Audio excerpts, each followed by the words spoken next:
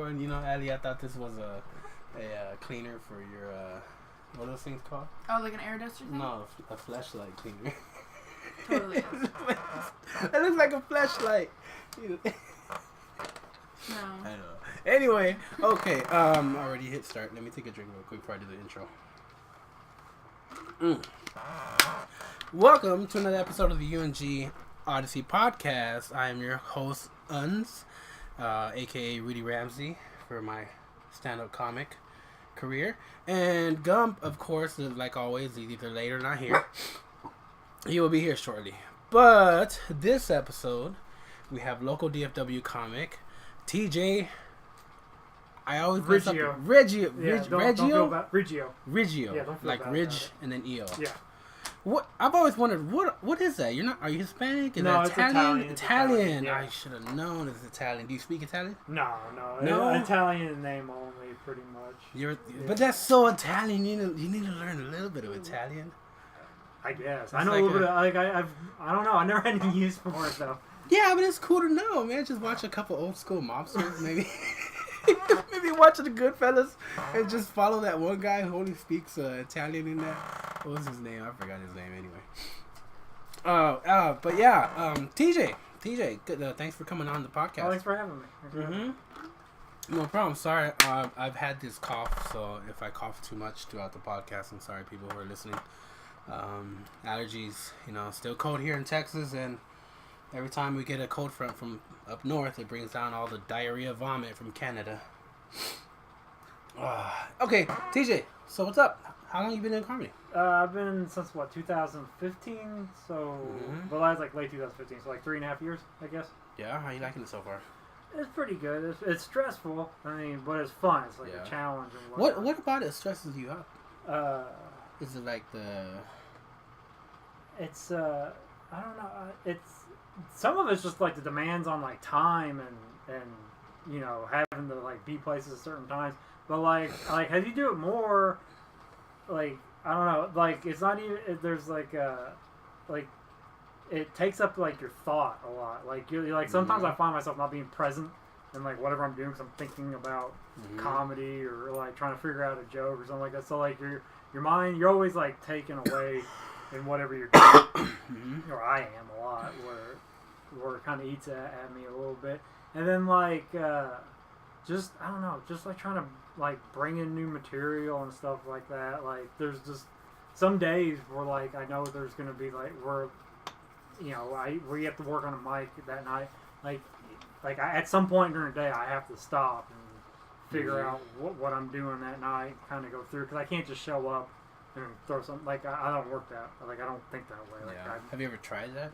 Yeah. Ad-living or ad-lipping? Ad-libbing, yeah. Ad-libbing. I've tried it, and like it's gone well, it's good. But like if you're trying to develop material and stuff, like you like. Do you ever just like ad-lib and then to create material and then be like, I don't know where that came from, but I'm just gonna keep going with that and practice that a few times? Yeah, sometimes I'll do that. I'll go up and like you can't go completely ad-libbing. Like I gotta have like some like this is like just a topic. Like just like maybe like grab a few and do those and see if anything pops up on stage. Like okay, I might hold on to that for something else. And a lot of my material, the way I try to set it up is there is like some built-in ad-libbing to it. Because like I have my punchlines or like where I want to hit. Yeah. But like. I tell myself, okay, let's see if you can figure out how to get from each punchline, from one punchline to the next. That's where like the ad-libbing might happen, and then that's when you start kind of writing on stage a little bit too. Is whenever trying to find your connections between the punchlines and whatnot, you accidentally run into something. You're like, oh shoot. That's why I feel like it's really important to record all your sets, because you'll forget and then you'll like go through and be like, oh well, that's came out of nowhere, and that's how it got to that point and whatnot. And next thing you know, you just go from there and you got a whole new set off of bullshit. Yeah. Because that's how I've gone up a few times where I didn't have anything I want to talk about specifically. And while I'm up there, I just make people wait until something comes into my mind, and they'll just stare at me, and I'm like, well, it's either that or I could just be saying a bunch of garbage and not be funny. But let me just wait. Let me think about something. I have gone up sometimes like doing crowd work. Like if you're not gonna have, if I don't have any, let me see if we can do some crowd work. See if I could like get something from the crowd and like build off of that and whatnot. Usually when I do that, like I just tell myself, like just be honest. Like I've done that before. I've gone up, I start talking to people, and I tell them, so ask me anything you want. And I'll be honest with you. And like it's funny enough, like when you start getting honest on stage or whatever, that's when people start like you start being funny because like it's genuine, like who you are, like it comes out that way. Yeah, because sometimes people can see that you're not being phony. Yeah. Oh, crowds pick up on that. Yeah, they pick up quick on that. It's weird because you don't you like you can convince other people. I think it's the stress when you're on stage. Yeah. Like even no matter how comfortable you are, there is some degree of stress on stage. So like if you're not being honest, like it's hard to fake it. I think unless you just have this character that's. Unless you're like a psychopath and you can just fake your way through. Yeah, well, I'm sure there's some people. Yeah, I'm sure they're is, just lying and whatnot. It takes a lot of interesting perspectives and qualities to get somebody who's a comic. Yeah, I don't know. I like the day I learned that like the funniest material and my best material is the stuff that comes from like an honest place. It was probably one of the better days of my life. I was like, oh shoot! Like started like it opened up all this material I could do and how to be funny and how to talk to them. Like you don't have to be like 100% honest with people, but like there has to be like a kernel of truth. Yeah. And like the joke, like there's like a kernel in there, and then like you can exaggerate off of it, or totally. Stuff like. And sometimes you have to change things a little bit just to protect the innocent or whatever. But like, but yeah, but there's like a kernel of truth. There is no innocence. And sometimes there's some stories where like if you're telling a story where like the original story. You may have been the good guy in it, but sometimes it helps if you're the bad guy, and vice versa. Because but the general like crux of the story is from an honest place. It's the honest thing that happened. I find that's the best is when you do that. Yeah. Well, I mean, I've only been doing comedy for a year, so I have various angles to go at it, and I still haven't tested every way I want to try. Sometimes. There's a character I want to try out, but I'm worried about how I'll do it, and I don't want to be one of those guys, because like, like what's his name? What's that? The mechanic. God damn it! One of those white trash comics. The white. You mean the cable guy? Yeah, Larry the Cable Guy. Because that wasn't his. That was a persona he started off, right? Yeah. I don't want that to kind of happen to me, but I know comics have done it. Yeah, there's also a comic Emo. I don't forget what his real name is, but he does a caricature called Emo, and people when he stopped doing that character and did himself, people actually preferred to see Emo. Right. But there's one character I want to call him. What was I gonna call him? Gonna call him the Reverend. I was gonna stick with Rudy, but the Reverend Rudy something, I forgot what I was gonna call him. But it's kind of like I want to go on stage with like a kind of like a sports coat on and put on some sunglasses. Take these off, put on some sunglasses, and I kind of do this persona of a Reverend.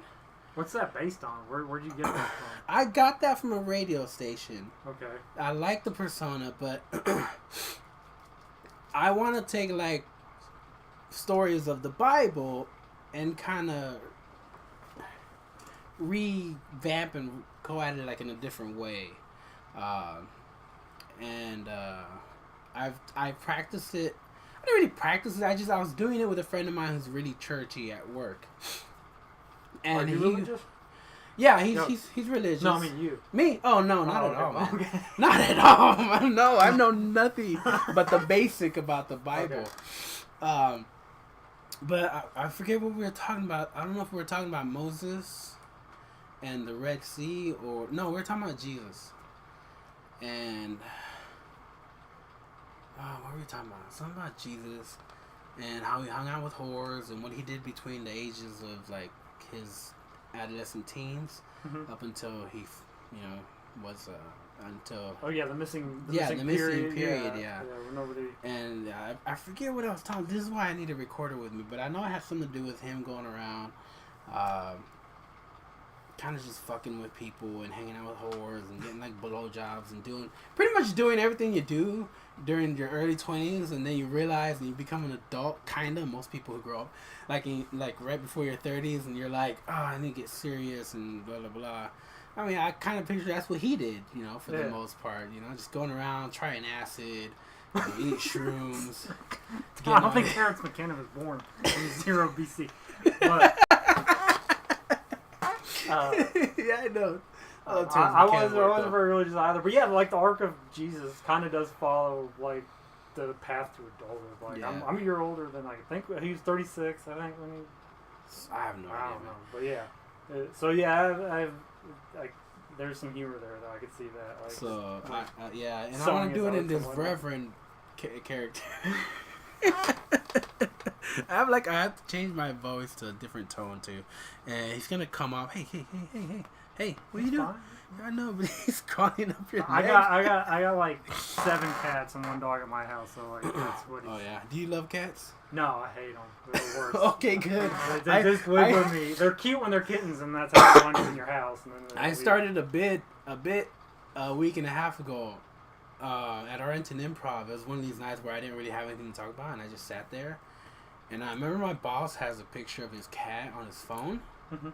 And I've thought about saying that one time on stage, and I've never really said it. So this time I was like, I don't have anything to talk about. I was like, let me bring that up. And I was like, I don't trust guys who have selfies of their cats as their screensaver.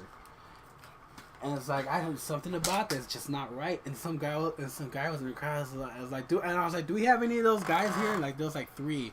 I was like, what the hell's wrong with you? I was like, what is that all about? And one of them was like, it's cause I like pussy. And I was like, well, I mean, bestiality is your thing. That's fine. I'm like, but just don't bring that. Don't force that upon us. But yeah, that's funny because.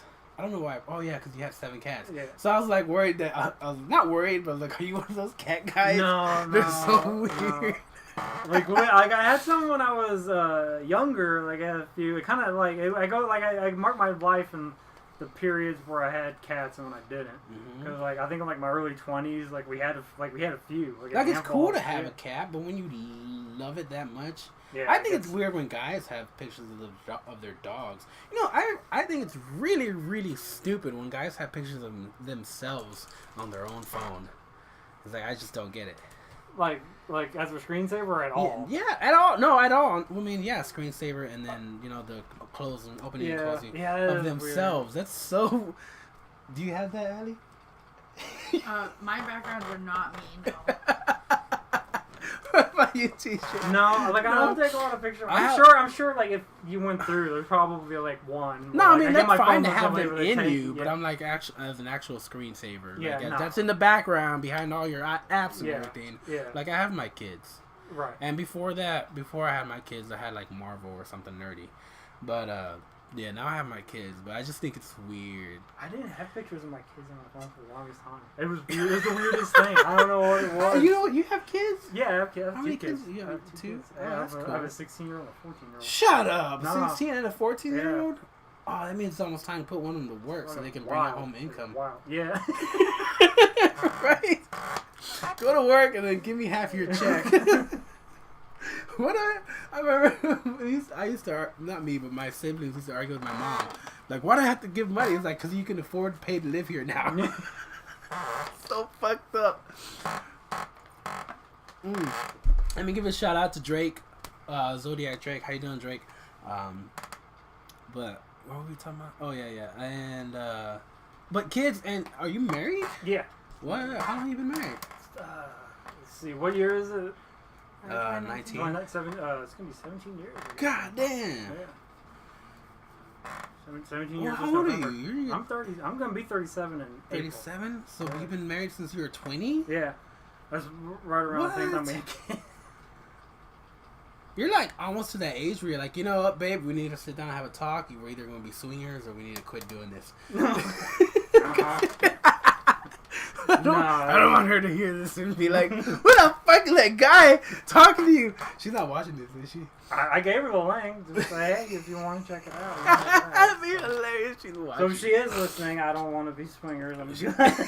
She can always call call your number, or she can create the thingy and chat if she wanted. That's what I like about this. Anybody can sign on. It's free to watch. But you can sign on, and it's free to sign on, and then you can communicate with whoever you're watching. Cool. Mm-hmm. So you got kids? I didn't know you had kids.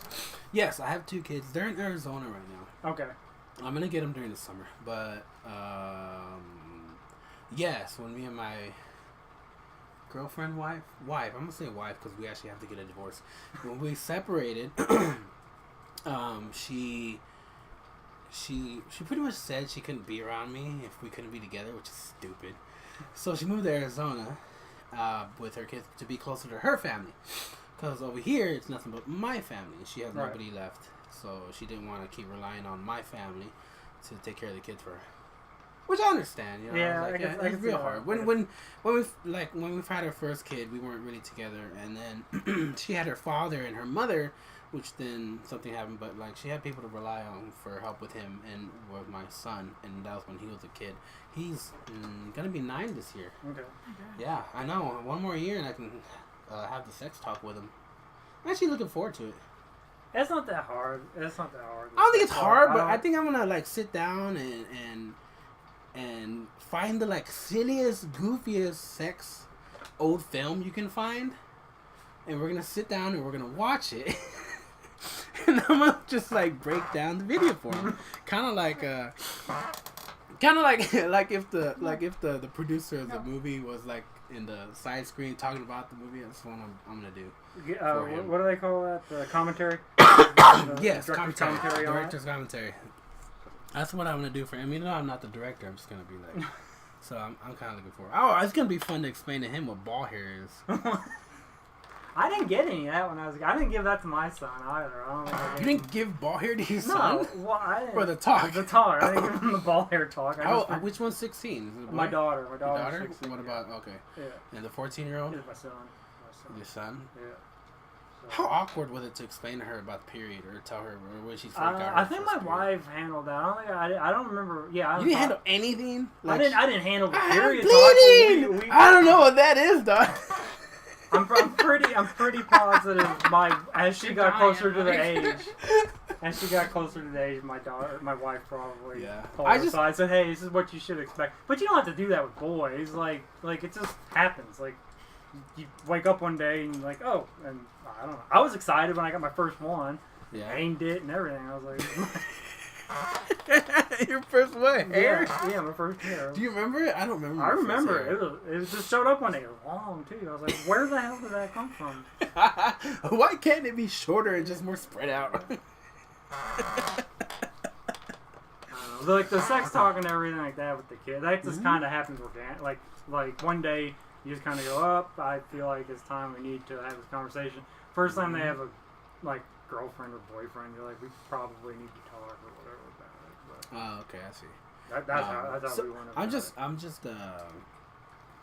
Like I didn't give them like the details. Like this is how it works. This is how everything else. I'm like you're gonna have to figure that out for yourself. Like, I'm not giving this away unless you want to pay me for the information. But you, I had to figure it out. I'm better for it, I think. Yeah, I guess so. The first time I had sex with a girl. It's funny because she was a black girl and I was Hispanic in Iowa. You would think that I could date a white girl, but somehow us minorities stick together.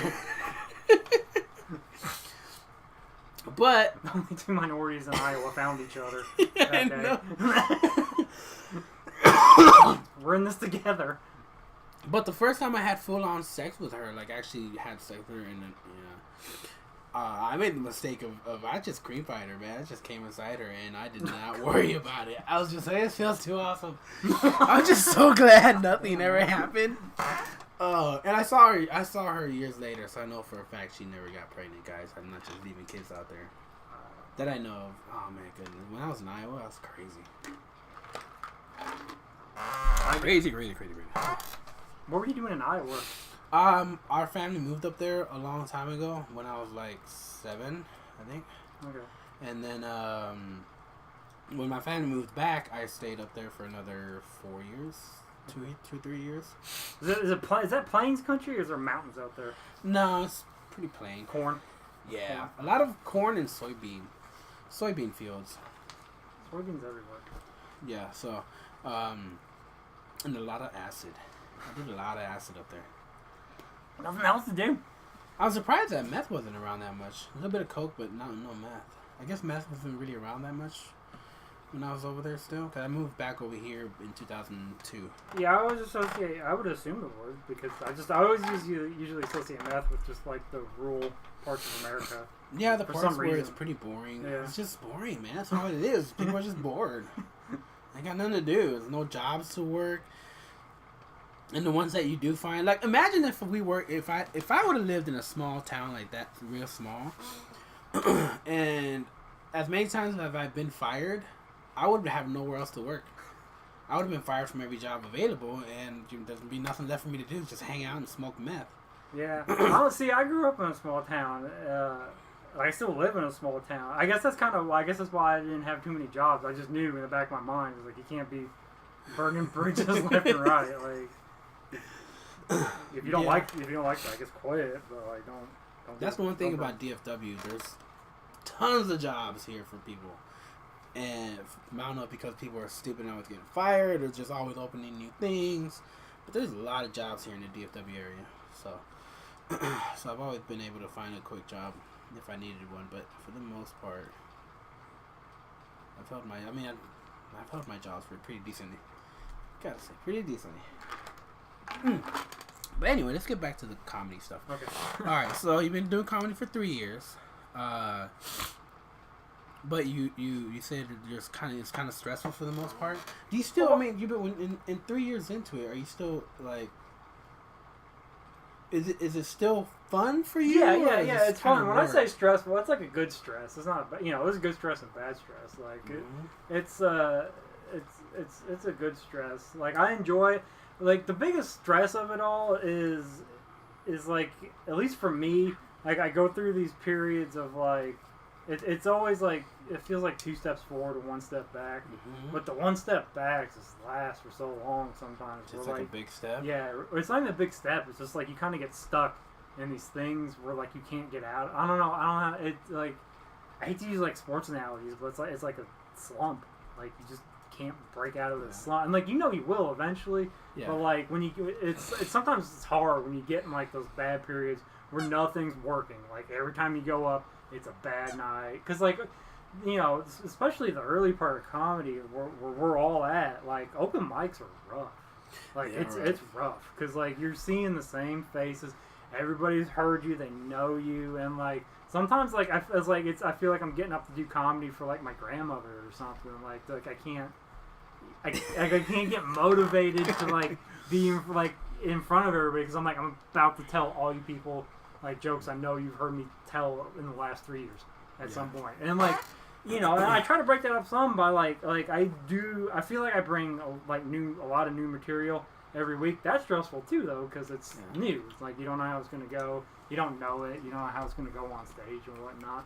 But that's a lot of the stress. It's just like, that's a lot of the stress. Is just trying not to get down on yourself too hard about not doing well. Mm-hmm. Just like, how things are going. And, like, what breaks it up is, like, when you get, like, actual stage time and stuff like those always go great. I love, like, shows are comedy's weird because it's the one thing where you start doing the hardest part, which are the open mics.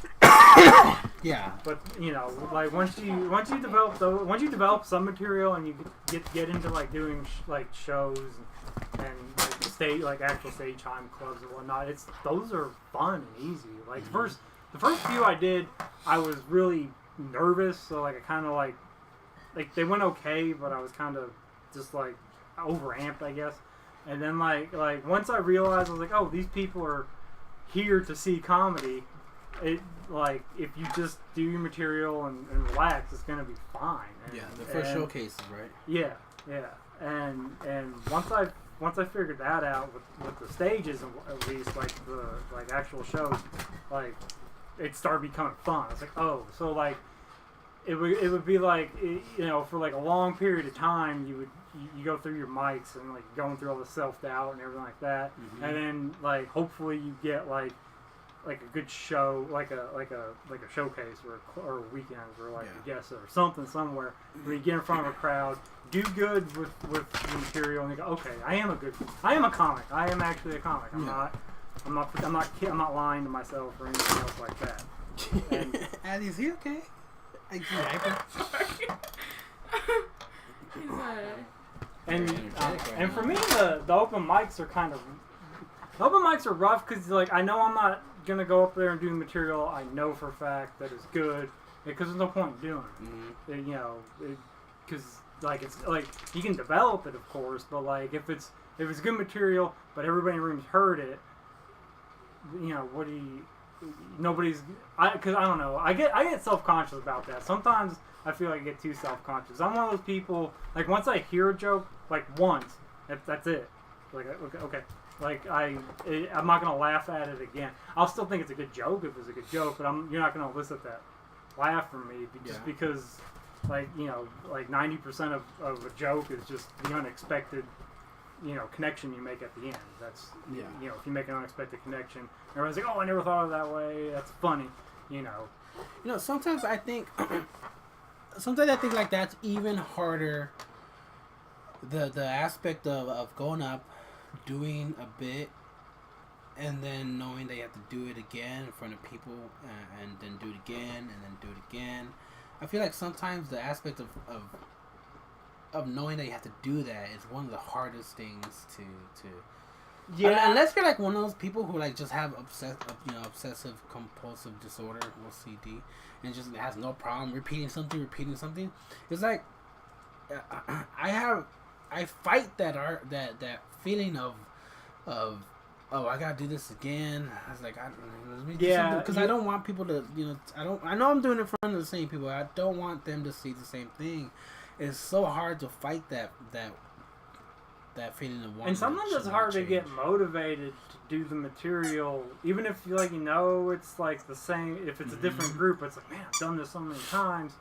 Like it's hard to get excited about it. I don't know how to explain it, because if you're not excited about what you're about to do, it's going to be a little rough.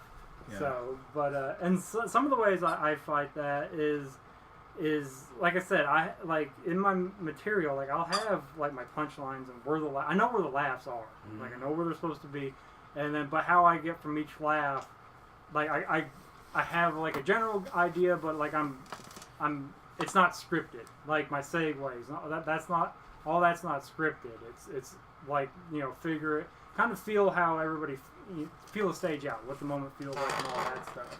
Yeah. And that kind of helps keep everything like fresh, and it keeps you from kind of getting into that. What's this? I forgot to put the Instagram live. But people will log in sometimes. Sometimes some friends of mine hop on here and say hi because they don't do it to the Twitch. I'm just super late. I got distracted by something else. I even forgot to say the date. Today is the 2nd, 24th. It's actually my friend's birthday. Happy birthday to my friend Kian Boatman. She is now 26. Anyway, happy birthday, 2019. I forgot to say the date when I first did the intro. Oh my goodness.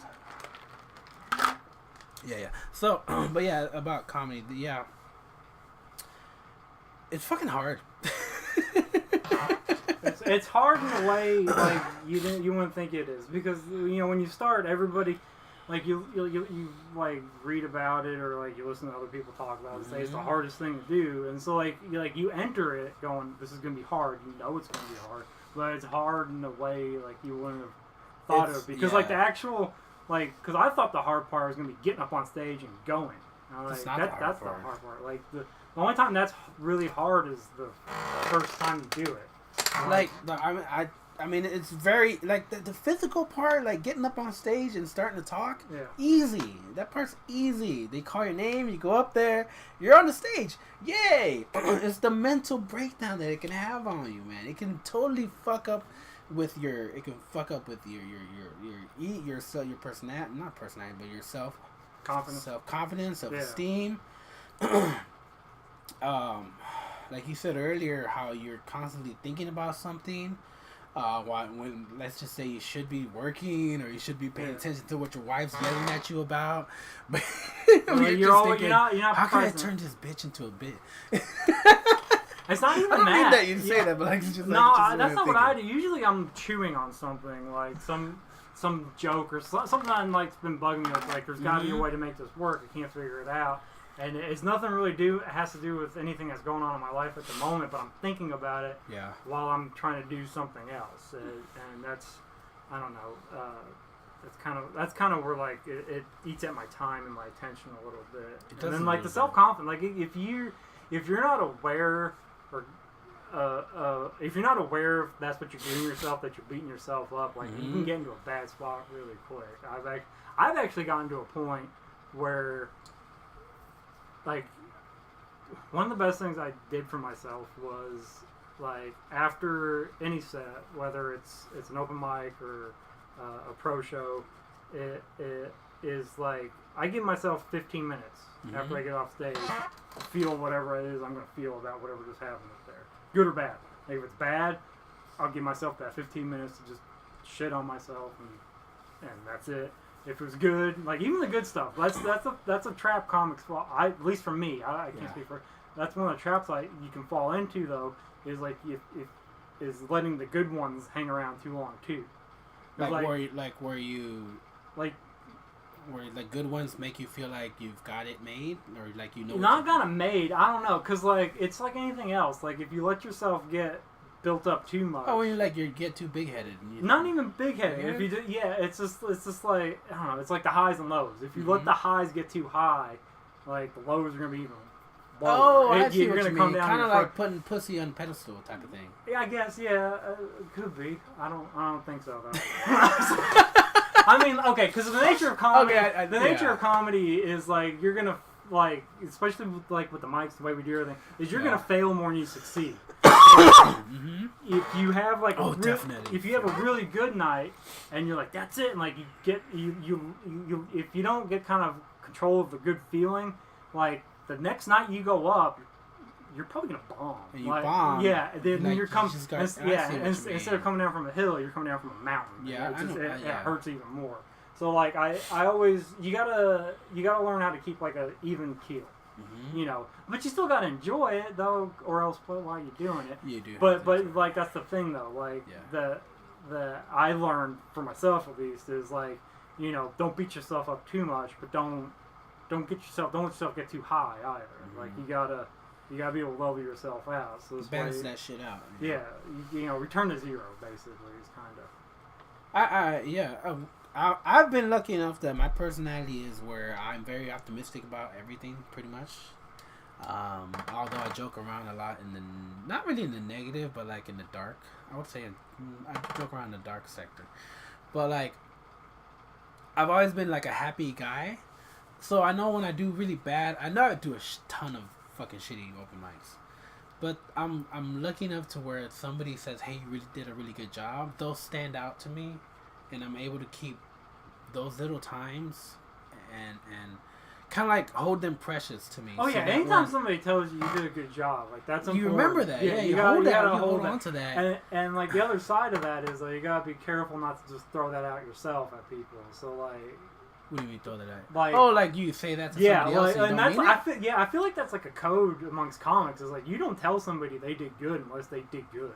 Like don't do that to somebody. That's one of the worst things I think you could do to any comic. Is like if they had like a bad night, like, oh, it's a good job. I'm like, oh, that was good. Like that's not helping them at all. Like because all you so don't be phony. Yeah, you're hurting them because they're gonna take that on stage again, and it's gonna take them even longer to realize that I'm not doing a good job. So that and like anytime somebody runs material by, like you gotta be honest with that too. Because like I'm guilty of it when I first started, just because I don't like telling people bad stuff.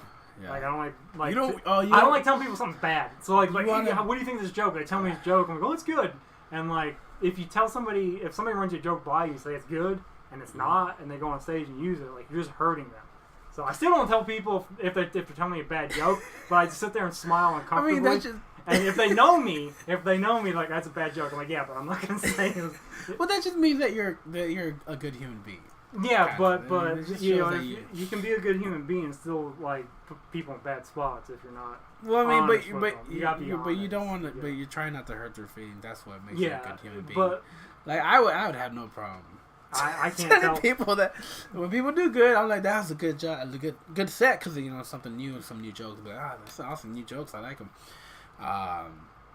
When somebody does something, I don't want to say his name, but I mean, I'll have him on here sooner or later, and we can talk to him about it. But like sometimes, you know, Joe Bond. Yeah. Sometimes he'll ask me what he did. Like he did that to me. He asked me one time, and I gave him my opinion. And then he said, I forgot what he said. He said something along the line of, well, I mean, I wasn't really, he's like, I wasn't really asking for it. I was like, you just asked me what I thought of your set. And I told you didn't really like it. I've never had anybody do that to me. I've heard of people having that reaction, though, where, like, they'll ask somebody about something, and then, like, they get the answer, but it wasn't the answer they're looking for. And then they... And, like, I can sympathize with that because, like... I don't. Like, well, because, like, you know, what they're doing is they're fishing for compliment. And, like, I've like, not in comedy I've been like that, but, like, I kind of relate it to, like, my early relationship experience. Yeah. As a sad, lonely teenager, just wishing my girlfriend would tell me something nice about myself. It's like they're fishing. Yeah. They're fishing. And, I know the feeling. I know the look when they're doing it, too. I'm like, No, I'm pretty honest about stuff. And I'll tell you now, I mean... I'm honest, but my brother, if he was here, he's fucking brutal. Like, he is brutal. I know I'm an asshole, but he could be fucking brutal if people ask him for his opinion. But like, but no, speaking of the devil, What up? Gump's here finally. 45 minutes late. Better than never. How's it going? Nice to meet you. you. This is my brother Gump.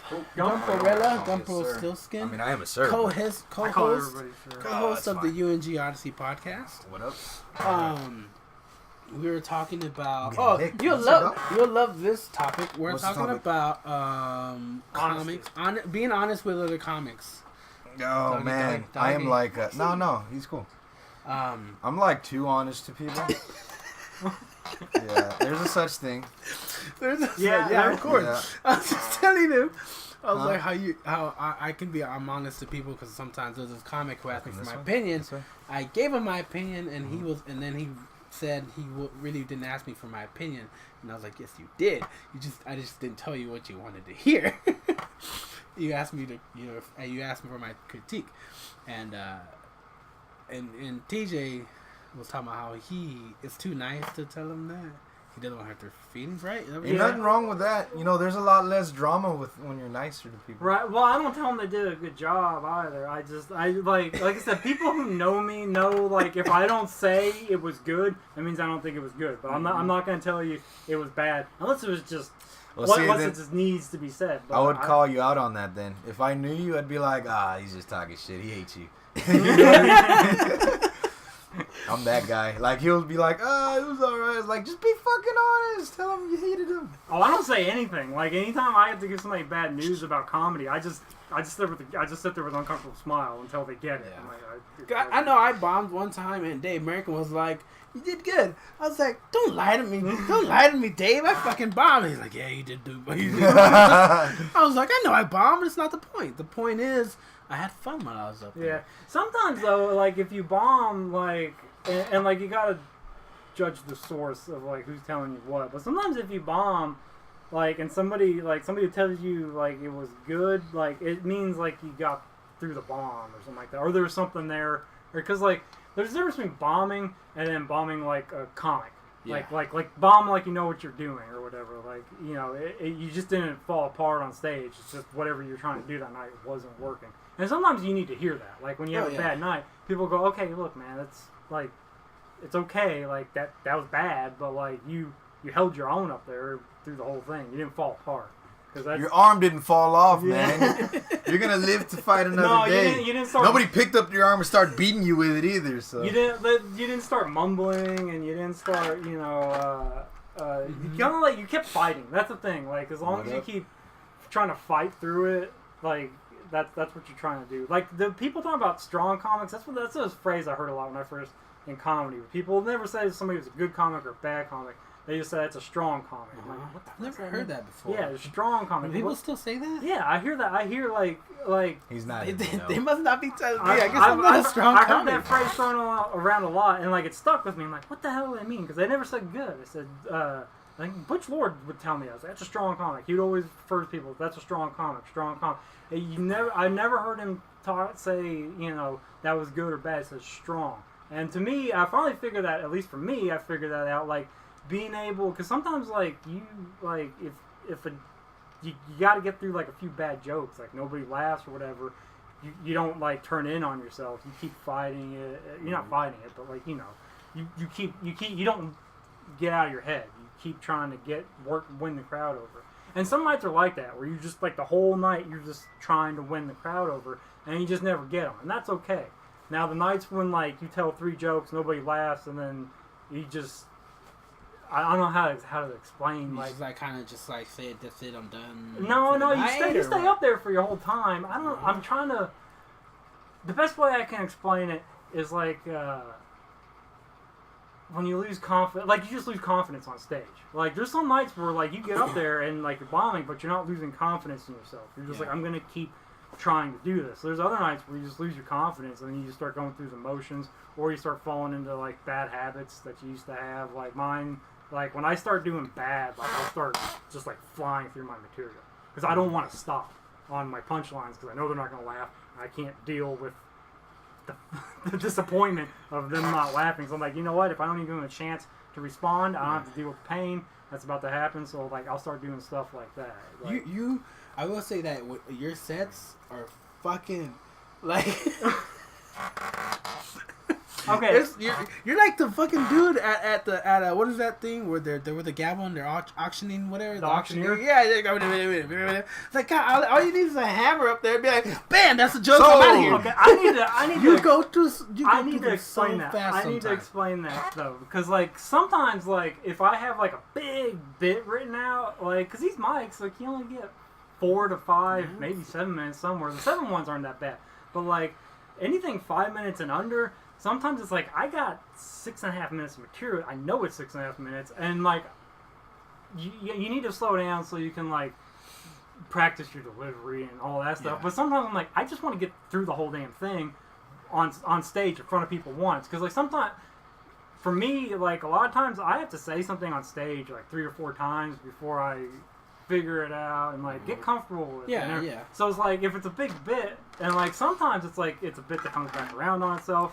Something like that. I'm like, I don't care about the people at an open mic. Hell yeah! But I don't care about the people either. I just want to get through the freaking material so I can do it. And people are like, you're just going too fast. I'm like, I know, but like it's a long bit. I only have 4 minutes. Like I just want to get through it once or twice. You're not one of those one-liner type of comics. No, right? no. I'm not one Oh, either. you're not Rodney Dangerfield? I'm not one either, but I'm gonna try it out. I have a couple things, but I'm gonna start off small. Here's the thing: when I want to do one-liner bits, they're like it's like one-liner. Like I'm gonna try doing this one about heroin,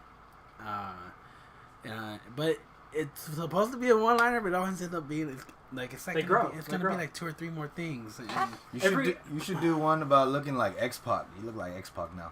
X-Pac? Nobody's gonna know who the hell I'm talking about.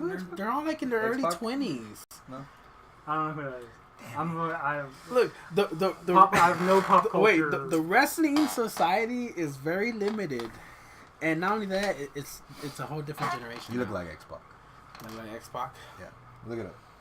Oh, that means I'm banging China. Oh, gross. was. Everybody Oh. was banging China. Everybody was banging China. But the thing about one-liners though is like a lot feel like every bit like no matter how long it starts with a one-liner.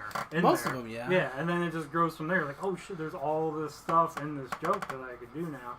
And my favorite material, like my favorite comics, is like are people who can tell a story, but it's almost like every line in the story is a joke somehow. It's like every line in the story is a punchline, but it's furthering the story at the same time, which is and like my better material is pretty close to that, where I know like every line or every other line in here is a somebody, not everybody, because you can't. There's no way you can make everybody laugh every line, but every line in a big enough, like somebody in the room is gonna be laughing all the way through. Yeah. And you know who's getting really good at that? Tony Castillas. Oh, Tony's awesome. Tony is awesome. Tony's gonna be big one day. But he I also see that he puts a lot of hard work into it. Yeah.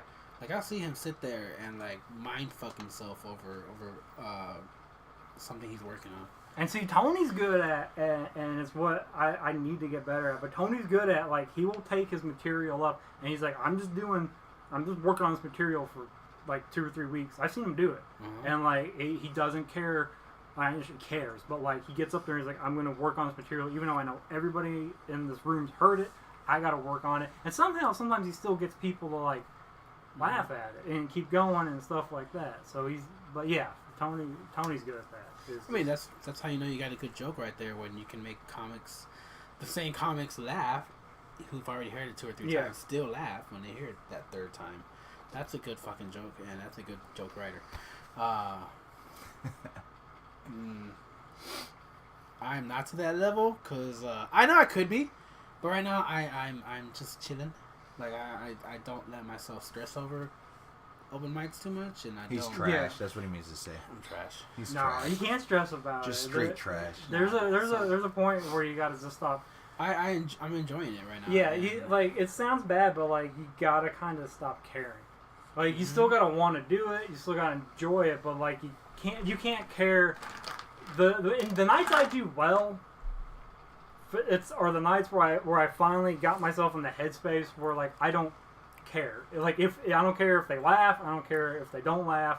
I just really the only thing I care about, I try to focus on, is making sure as long as you're engaging and you're getting your point across, like you're gonna be fine. They might not laugh, but you're not gonna feel like you're dying on stage either. Like they'll stay with you and you'll get off. They're like, that was a good comment. Oh, I got off. Yeah. Right then. You watch It's Always Sunny? Huh? No. No. It's Always Sunny? No. Hey, don't put it on me. I'm just saying who joined up. Everett joined They see me every week. I'm not putting it on you. Stop. Put it on the new guy.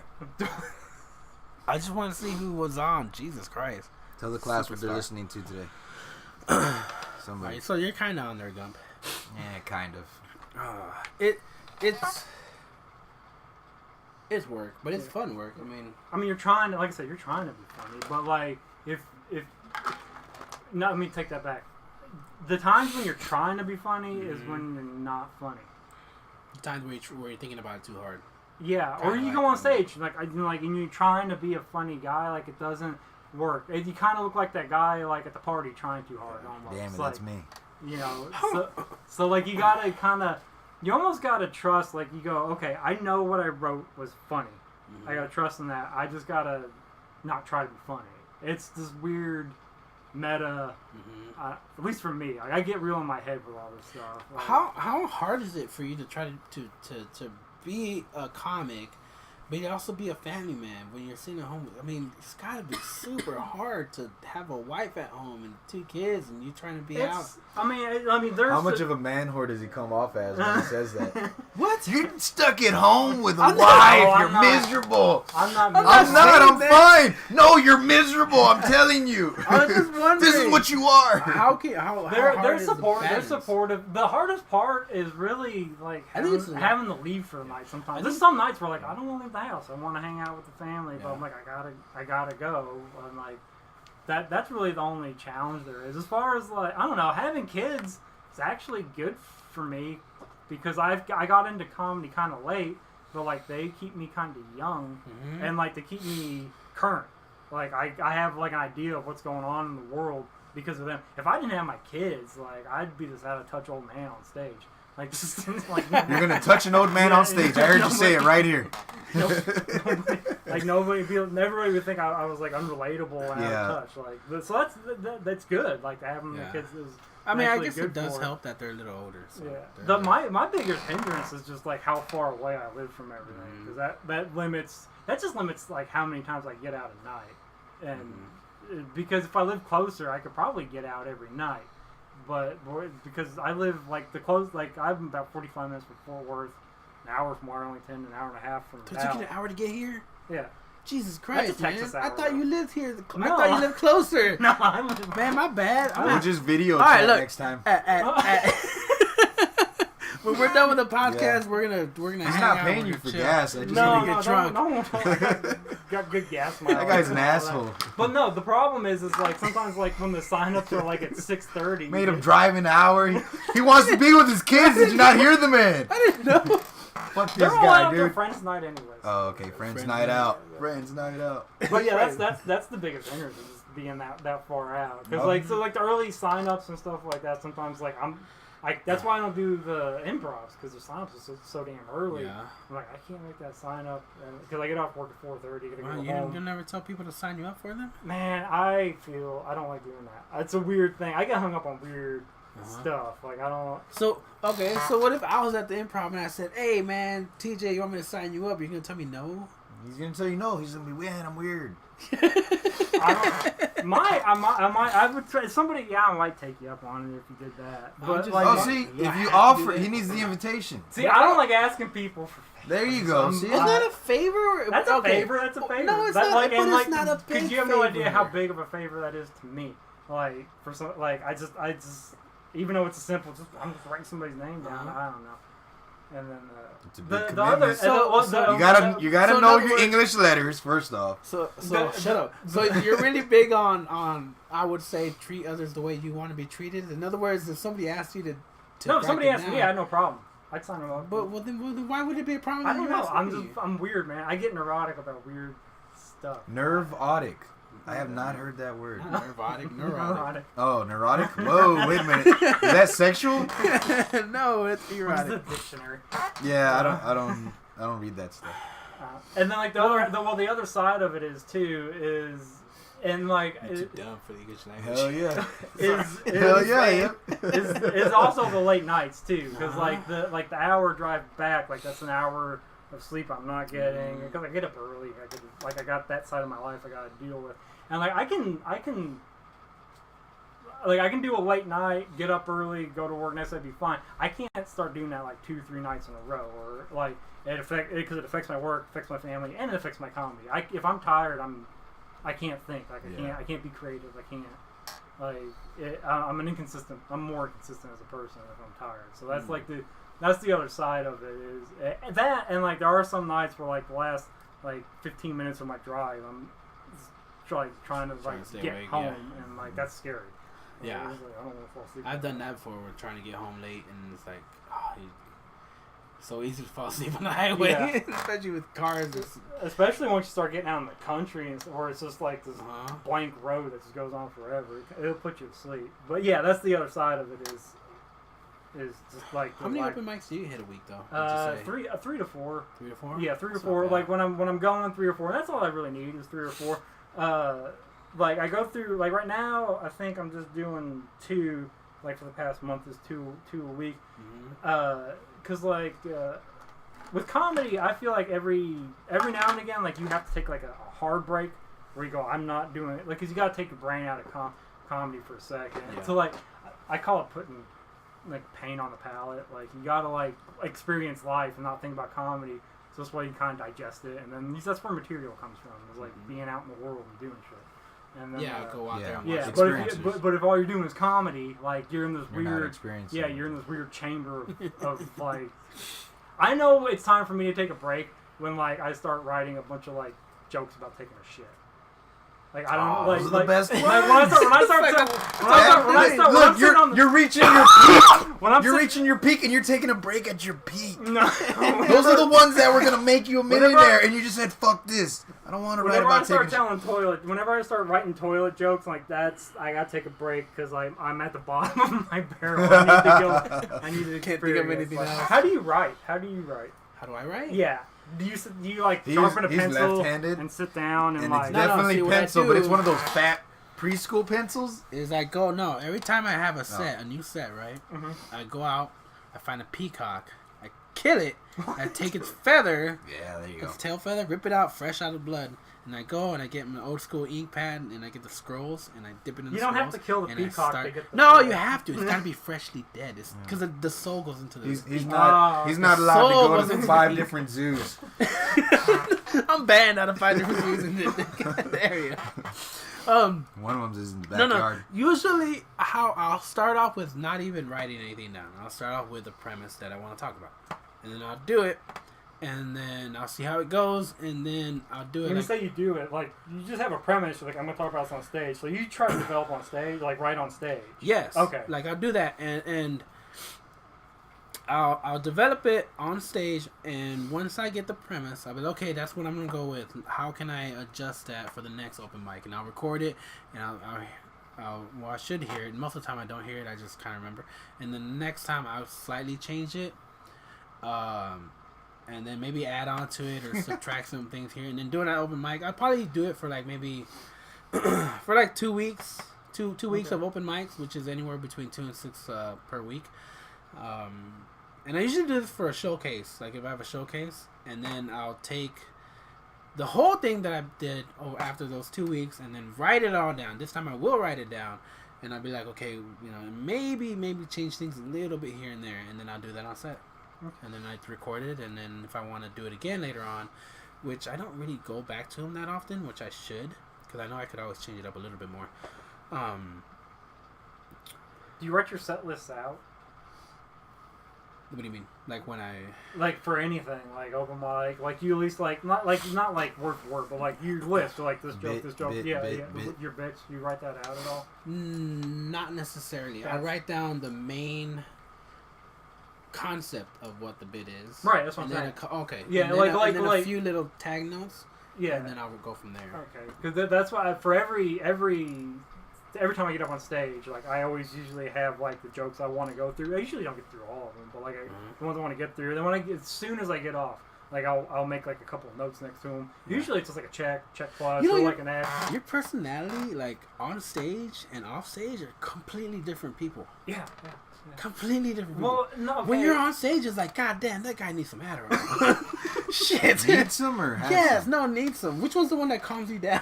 Adderall's the one that picks you focus, up. Well, it focuses you. If maybe. you have the condition by which it's prescribed for, Or is it it's supposed Zoloft? to focus you and actually calm you down a little bit. Adderall. Because but- my son has that problem. My son's on a little bit of Adderall, but he has that problem where he's can't focus, so he's always bouncing around this and this and this, which I don't like the idea that he's on Adderall, but whatever. That's a whole different story. But They're taking. But they're the same person. Me off stage, me on stage. No, they're it's the just same like, person. because me off stage, that's how I have to be my entire life. Like, I have to go to work, I have to be presentable, I have to... yeah, but you're so. I have to be like organized, but like when I get on stage, I'm like, I don't have to be that anymore. I can be the person like I like to be, But when you're off stage, you're so recluse. talking about Huh? poop. You're so recluse. You're so in your own. Well, there's like a few things going on when I'm off stage. Like, well, first of all, like my biggest, like one of the, I don't know if it was a problem for me or if it's a help or not, but like when I first started comedy, because I come out from the sticks, like there's nobody from my town. Because like a lot of people when they come in, like they're coming in with their friends. So like there's like a group, and like usually one of them knows somebody who's already in, and like so they have somebody they can like kind of gravitate to and like hang around and like they can talk and like I don't know anybody when I came in, so like I was a perfect stranger, and like I think there's a lot of comics though. is it? I think so. Yeah. Because I always watch people come in groups. Like it just be my dude, jealousy, like- because like I would sit back like, oh, My jealousy. Wish I had a Look at him talking. These humans talking, just talking. They walk in. Yeah, because Like, Let me write my I'm- poop I'm- jokes. I'm not good at like initiating conversation. Like if somebody comes up to me and starts talking, I'll talk all the goddamn night. Like it doesn't bother. Like I can't. I don't know. It's in my personality. I can't just walk up and start talking to people. And so like that's some of it. And like I don't know as many people as a lot of other people, and like a lot of the comics, I'm sure, like hang out outside of comedy a little bit, just because. I mean, there's a few things like you know, like I do have a family, and I do like, and I live a little ways away, so like I can't do like hang out and stuff. Don't lie though. Do you want to hang out? Sometimes yeah. Like I hear stories. I'm like, this sounds like. You know, like I feel not left. I feel left out, and like, but it's like nobody's fault. Like, it's just the way life is. But like, just sometimes I'm like, oh, like these people have. You see, like people like developing meaningful relationships, and you're just like, I don't know. I'm gonna go on stage and exactly yell. what you mean. Because I see sometimes on Instagram, you know, I have all the comics on Instagram that I know of. And I'll be like, oh, you know, they're off doing that together, and that's cool. Like, and they're off doing that together. It's like, and I don't feel like, oh, I wish, you know, I don't feel like, why don't they ask me? I just feel like I'll have my time where I'm the person who's putting that together, and I'm the one who's saying, hey, let's go do this eventually, because I know if I keep going, I just know my qualities to where I want to do my own things. I don't want to be a part of their thing. Right. I want to do my thing. I want to create my thing that I'm doing with my friends and get my people to be there when I want to, or to be with me when I'm doing it. So that's kind of like how I see it differently. But I do see them, and yeah, I mean, a little bit like it'd be nice to be a part of that. It'd be nice to be with them. Jealousy. Some of the other comics one time went out and partied one night, or they had a house party where they're playing games. Yeah, it would have been nice to be there and hang out with them. But then again, and some of it, I'm not a night person. Like, yeah, I mean, you got a family, you can't go out there and be partying with. Well, I don't want to. That's you know, even if like that wasn't the deal. Like, it's not. I used to be a night person, but then like I got old, and like something happens where like it's just like around after 11. That's my cutoff. 11 years old? No, 11 at night. You party that early? I start like my body's like, we can start winding down a little bit. I can stay up and stuff. I'm good. I've actually like developed some endurance. That's one of the things you gotta do as a comic is develop, like I call it comic endurance. Yeah. Because like when you first break in, like you're going up at 12 o'clock at night, 1 o'clock in the morning. That's hard. Yeah, right? you get super tired. Yeah, and like sometimes you're like, why am I up here doing this? Like because you're asleep on stage almost. You're just. I went to an open mic on Wednesday, and it ruined the rest of my week because I was there till 1 o'clock. I got home at 2. But here's what I did stupid. I didn't take a jacket, and it was really cold and windy that night. And it was just as cold inside the inside Highness and Dallas as it was outside. Yeah. And I was falling asleep, and I was cold as fuck. And it's just not... It's not a good combination to be sleepy and freezing your ass off. And it ruined my whole Thursday and Friday. I felt like shit Thursday. I caught into work because I felt... When I woke up to go to work, I felt like crackhead syndrome, whatever. So I called into work, and then I slept till 1 o'clock in the afternoon. I woke up, and I was like, shit, it's 1? Shit. I was like, God damn. And then I went out, you know, I went to the... Oh, no, I didn't even go to the open mic on Thursday, because I still didn't feel well. See, when I first started, that was the hardest turnaround for me, was the Wednesday mic, Thursday mic. Because the Wednesday mic, you know, I wasn't getting out of there till like 1 o'clock in the morning. I was getting home till like 3. And I was getting up at like 6, and then like I get up, I go to work, get off work, and then I think I fly over, get to the sign up at the Fort Worth one or wherever else I'm going, and then you're not going up there till like 12 o'clock in the morning. It's like you're delirious. Yeah. And so the thing about being tired with comedy is like there's these weird peaks and valleys when you start getting tired. Yeah. Like every now and again, if you're tired enough, like you get that funny deliriousness where like if you just happen to be walking up on stage when you're hitting some sort of weird second wind, like you're gonna crush it, but like you can't control it. You can't. It's just whatever, and you feel like I got to the point where I could feel it. Like I could feel. I'm like, here's my second wind. I'm like, I'm 3 people away though. Fuck. Here we go. like I'm gonna be dead when I get up there. Yeah. You try not to. Yeah. Get in that. Yeah, when I went up on stage on Wednesday, I did horrible. For one, I was cold, and then I was sniffling, and I was shaking because of how cold I was. And I was just on stage, and I was like, I don't even know what I want to do. I was like, I'm too cold. I was like, I'm over here shivering like a heroin addict after rehab. The last 2 times you spoke is bitch, bitch, bitch. Yeah. That's all I've heard It from is, you. man. Well, Jesus so Christ. what? Let me finish. That's what we got this podcast for. What is that? You better have a good goddamn Wednesday this week, because I don't want to hear this shit on What is Sunday. that? It's my phone going beep beep boop. Goddamn it! No, I'm gonna rotate between Oh open shit! mics. Somebody's drinking a beer. Who's drinking a beer? I don't fucking know. There are Doesn't a lot of matter. people I'm drinking not. beers. Why aren't you drinking a beer? Oh, you just got off work. Yeah, I'm kind of tired. Slept late and blah blah blah. Does that sound like something you know? No, it doesn't. Sorry, this is what I Sounds do. like a hard This is what I do. This is what he fucking does. He just sits here and aggravates me while I'm trying to do this. While I'm trying to talk to my guests. So tell me Comments. about you. Fuck you. Shit, yeah, man. Anything else going on new with you as far as any showcase or anything like that coming up, or are you just working on whatever? I'm just working on whatever right now. I think I'd worked a weekend in Fort Worth back in, I think it was January, and then like I've been kind of doing mics over friends, kind of wait for something to open up or Yeah. put myself, I don't really put myself out there for like bookings. Like I don't know if I should. I like that. I lack that confidence to like. If somebody asks like, "Hey, can you do a show?" I'm like, "Yeah." Well, but like I don't. I'm not. I don't know. I've always feel weird like promoting myself because I'm not a. Like I don't know. I'm not good at building myself up at all. Dude, you should hire your daughter to be like your publicist or your How old's social your daughter? media. 16. So you know damn well she. I was hoping knows she how was like 6. You Yeah. guys to talk to my manager. to- Come see my Hello? daddy. Will you color with me? Okay, he'll be there.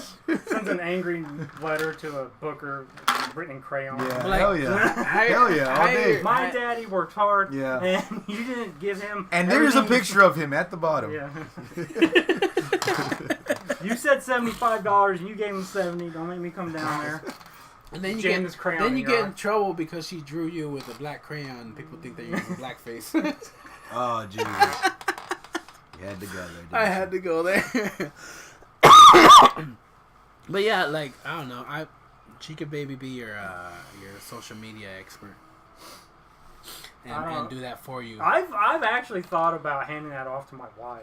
Just like, Yeah? hey, can you deal with the? I've never asked her Like like the self-promoting aspect. just the social media. God, Yeah, like it's a pain just in the like butt. here, can you deal with it? Because I don't like being social media stresses me out. Like it. It's fucking stupid. Well, it's the pressure I put myself under. Because like anytime somebody like I get a notification or somebody has said something like it like I get this like I gotta respond, but like I'm busy.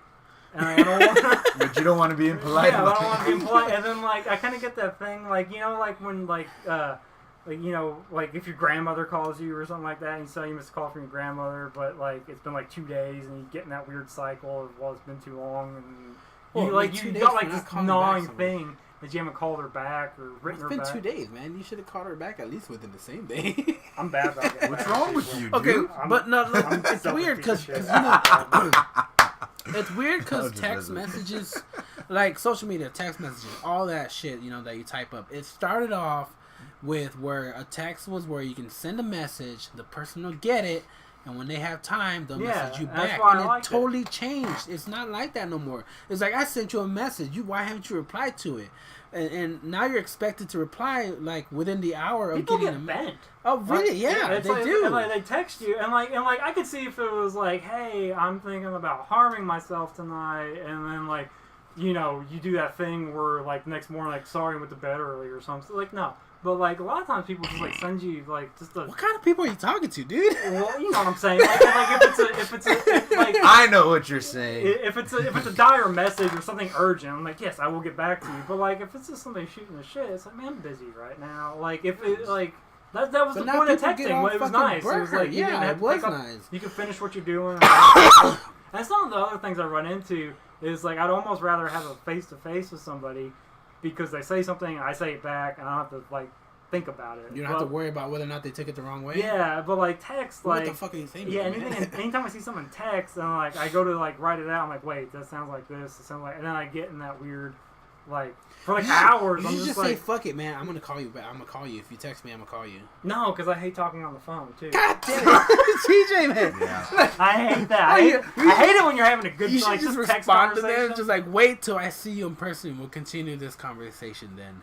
Yeah, that's why I like this thing. I just want to know what you wanted for dinner. Because I'm not a phone person or a message person. Because everything I say is stupid. It is very stupid. So when I'm texting or whatever, they'll be like, "What the hell do you mean?" It's like, well, if you heard it, you know what I'm talking about. Yeah, but when you're talking to people, you use a lot of quotes from movies. Oh, that's the only and way nobody to talk knows to what people. you're talking about. They'll be like, "What?" Darkness is spreading. Oh man. Yeah.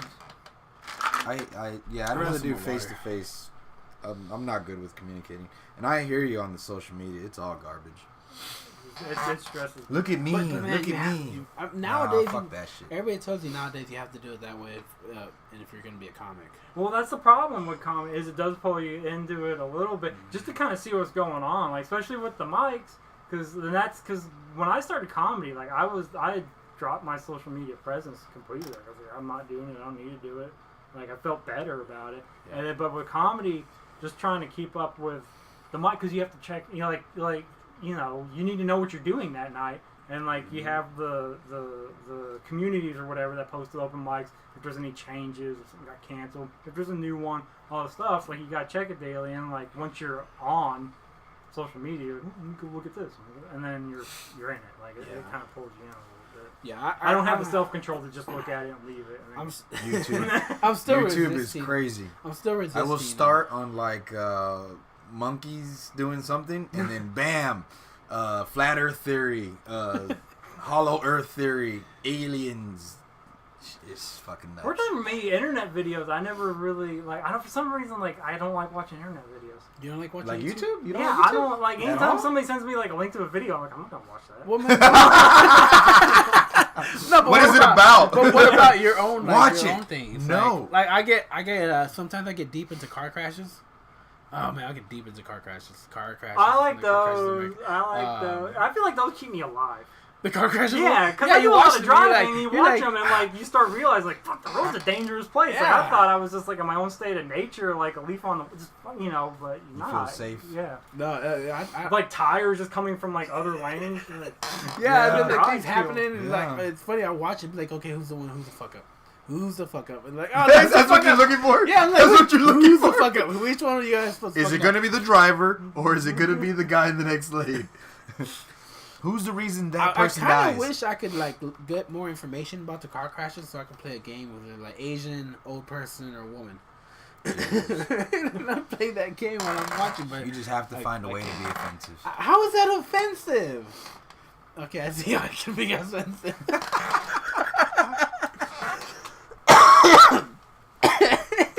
You just have to find a way to make... Yes, I do. I don't know why. I just have to. And this is why people get annoyed with my comedy. Sometimes. Not all of it's offensive, but I do things to get a reaction sometimes. yeah. I like to go after people's reaction. And that humors me. That's just for my own personal humor. What were we saying before that? Oh, YouTube videos. Yeah. So okay, but if you were watching YouTube videos, what would you? What like if we opened up a YouTube app right now, what would be on it? I don't have a YouTube app. What do you mean you don't have a YouTube app? I just use my what do you call it? My internet. Yeah, my Internet Explorer, and on the phone. But I don't have the app. The app just comes on it. I deleted it. like I'm a contrarian person. He's a rebel. I just delete it. Like I don't want it. I deleted my Facebook app and everything. I just get on like I have an iPhone, so it's Safari. I just use that, my web browser. Do you have Facebook? Yeah, I have a Facebook Because account. that's the one thing I have. But I don't have the app. I have still refused to get to Facebook. I need to get a Facebook. He's lying. For the comedy reason. I was gonna do one for the podcast. I'm gonna eventually do one for the podcast, and it'll also be my comedy career Facebook. But the only social media app I have is Messenger, just Messenger for communication. Is that even a social media app? Well, it's linked to Facebook, so yeah. I call it It social sounds media. boring, and it's just a way to text. Just text messaging to Yeah. text messaging. Without having to give your phone number Without out. giving- Without having to exchange phone numbers. That's not social media, though. Yeah, it is. That's just Facebook. It's just another.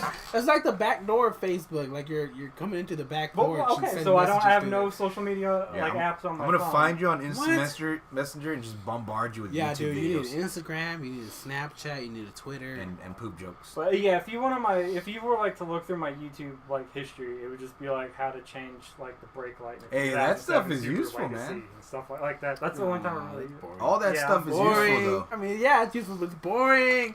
I want to see like bitches getting slapped. When women Bitches getting slapped. women, girl Yes. fights, women That is an fights. accurate description. You can type that in and find I don't like 1,000 watching people videos. fighting. It makes me feel bad. I'm just like, what's wrong? Oh, with some of it people? makes you feel Like- bad, but some is like, oh, they deserved it. Although, No. like sometimes, like watching like people fight,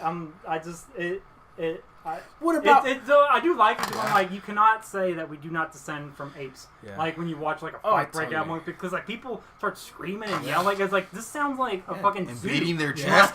Yeah, like it's weird. And flinging poop. I saw it. It's weird how people get it. Like, What I don't about- know. I don't. What about cats coming out of anesthesiology? I'll watch a cat video. Wait a I'll minute, watch what? a cat- Cats coming out of anesthesia. What do they do? Wake up and run? No, they're If it auto cats coming plays, out of anesthesia. if it auto plays on my Facebook scroll, I will watch cats. You're not angry. I don't know what it is. Like even Cat if you don't videos like are cats, like you watch a hilarious. video of a cat, like that's cute. Have you Like, seen the cat videos where they just throw a cucumber there and the cat doesn't see it and sees it and goes, pew! Jumps like a mile in the air and shit.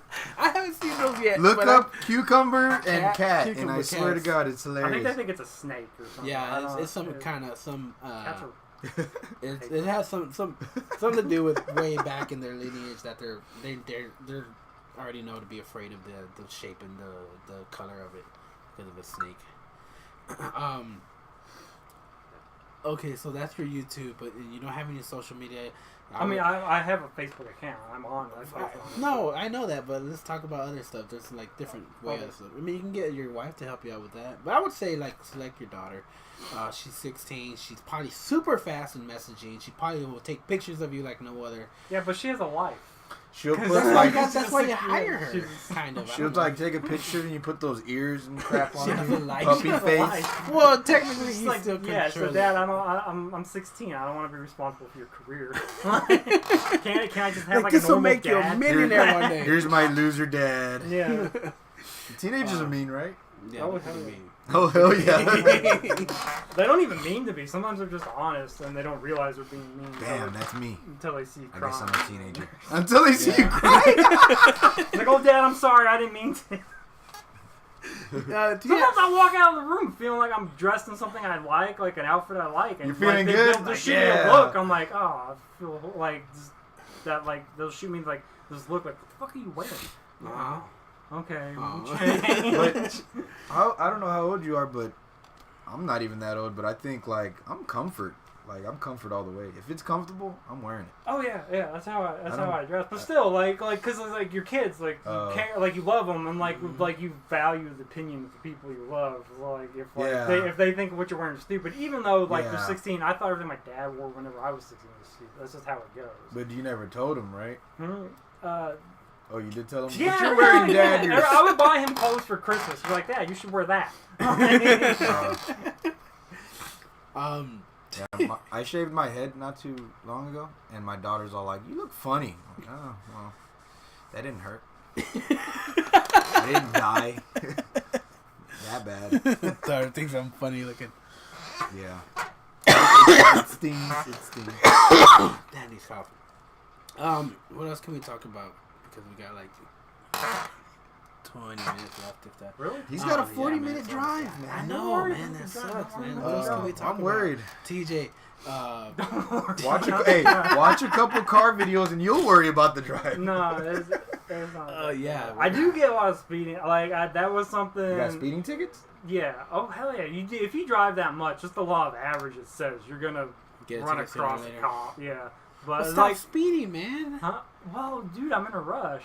Like, what am I supposed to do? I've learned to calm down a little Yeah. bit. Like, cause like when I first started comedy, it's like I gotta be there early. You gotta sign up so I get a good spot so I can get home and all this other stuff. I'm like stressed, like just like I don't know, and like yeah, I did go through like a period. There was like there was 1 week where like I got like 2 tickets in like a period of 3 days. Oh, that man, sucks. this is bad. And there were 2 separate counties and everything else. Yeah. It was a mess. So, but I've learned to like just calm down a little bit. And like as you start driving, like you start learning Where the cops are. and like and you also know when.